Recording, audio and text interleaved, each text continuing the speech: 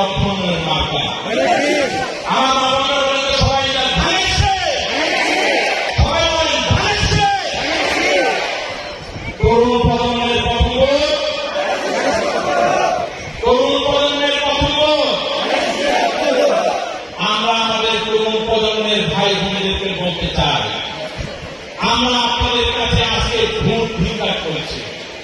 আপনারা কেন, কি কারণে আপনারা ধানের শীষে তরুণ প্রজন্মেরা ভোট দেবেন? কারণ এটা আমাদের অধিকার।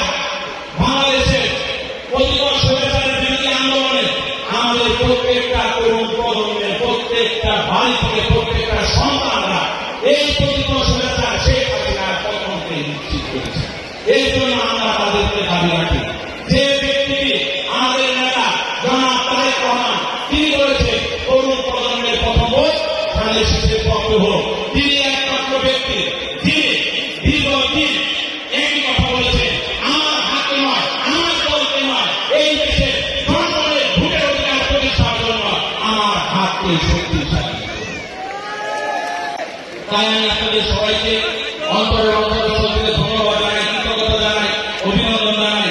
আগামী ত্রয়োদশ জাতীয় সংসদ নির্বাচনে আপনারা প্রত্যেকেই আমাদের প্রিয় মার্কা, স্বাধীনতা সার্বভৌমত্ব গণতন্ত্রের মার্কা, আমার মা বোনদের মার্কা, ধানের শীর্ষে জয়যুক্ত করবেন, ধানের শীর্ষে জয়যুক্ত করবেন, ধানের শীর্ষে জয়যুক্ত করবেন। এবং আমাদের নেত্রী দেশনেত্রী বেগম খালেদা জিয়ার সুস্বাস্থ্য দীর্ঘায়ু কামনা করে আমি আপনাদের প্রত্যেকের কাছে আমি দোয়া প্রার্থনা করছি। আপনারা অনেকেই আমার জন্য ভোটা রাখতেছেন, আমার জন্য নফল নামাজ করে দোয়া করতেছেন। আপনারা যে আমাকে এত স্নেহ ভালোবাসেন, এই জন্য আমি আপনাদেরকে আরো ধন্যবাদ জানাই, কৃতজ্ঞতা জানাই।